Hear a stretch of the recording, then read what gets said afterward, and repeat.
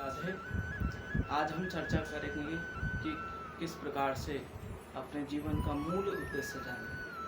क्योंकि बंधुओं, जीवन का मूल उद्देश्य क्या है, किस प्रकार से हम भगवत प्राप्ति कर सकते हैं और अपने आप को कैसे भगवान के चरणों में हम जोड़ें।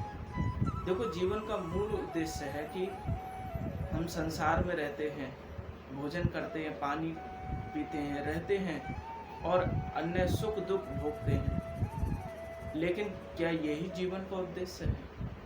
नहीं, जीवन का उद्देश्य इतना छोटा नहीं हो सकता बंधु। क्योंकि जीवन का उद्देश्य तो इसलिए होता है कि हम भगवान की प्राप्ति कर सकें, हम भगवत प्राप्ति कर सकें। क्योंकि हम सब उन्हीं के अंश हैं। वो स्वामी जी ने श्री रामचरितमानस में कहा कि ईश्वर अंश जीव अविनाशी, चेतन अमल सहज सुख राशि। ईश्वर अंश जीव अविनाशी, चेतन अमल सहज सुख राशि। हम सब उसी परमात्मा के अंश हैं और अंश होने के बाद भी हम उनको भूल जाते हैं। देखो कितनी बड़ी विडंबना है बंधु कि हम भगवान को ही भूल जाते हैं। लेकिन मैं कहूँ बंधु, भगवान को भूलो मत, हमेशा हमेशा के लिए याद करते रहो। और कबीरदास जी ने कहा कि हम ना मरे हैं संसारा, क्योंकि हमको मिला है जियावन हारा।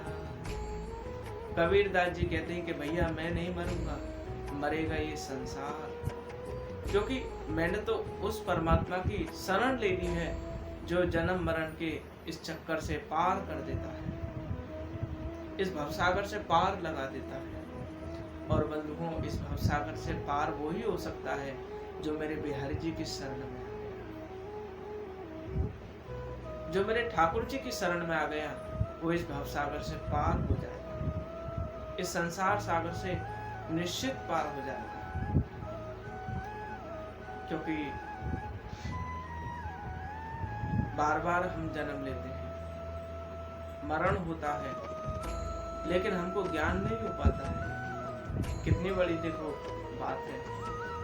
लेकिन जो भगवान की कृपा होती है, संत कृपा होती है, तो हमको निश्चित ज्ञान हो जाता है। और एक ये भी उद्देश्य है बंधुओं कि जब तक हमारे अंदर जिज्ञासा पैदा न हो, क्योंकि जिज्ञासा के अभाव में ही श्रद्धा कर सकते हैं आप। श्रद्धा, भक्ति, ज्ञान, वैराग्य, ये सब आपके अंदर आएंगे। और ये कब आएंगे?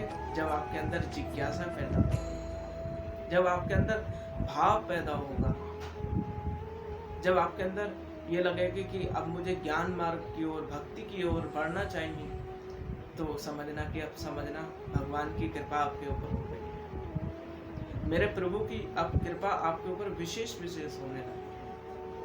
और वैसे आप संसार में रहो, लेकिन संसार का होकर नहीं, मेरे ठाकुर जी का होकर, बिहारी जी का होकर हो, तो हमारा जीवन धन्य हो जाएगा, आनंदमय हो जाएगा। और उस आनंद को हम प्राप्त भी कर लेंगे।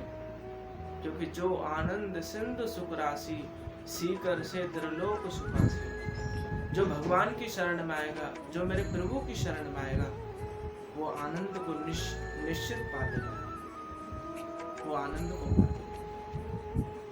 क्योंकि हम सब आनंद की खोज में हैं, लेकिन हमारी जो दिशा है, जो रास्ता हमने चूज किया है, जो पसंद किया है, वो गलत है। किसी संत से पूछो, किसी महापुरुष से पूछो जाकर कि भैया जो आनंद का मार्ग है वो कौन सा है। गोस्वामी जी ने तो अभी मैंने आपको बताया कि आनंद भगवान के शरण में है, आनंद स्वयं भगवान में। वो आनंद की अभिलाषा हम सब पाना चाहिए। हम सब सोचते हैं कि परिवार में सुख नहीं, कुछ समय के लिए आपको सुख लग सकता है, लेकिन आप परेशान होंगे, भयभीत होंगे, दुखी होंगे। लेकिन जब मेरे बिहारी जी की शरण में आ जाओगे ना आप परेशान हो गए, ना भयभीत हो गए और ना आपके अंदर कोई कामना शेष रह जाए। आपके अंदर की सारी कामनाएं मिटती चली जाएंगी। इसी बात को मैं अपनी वाणी को विश्राम देता हूँ और श्री राधे।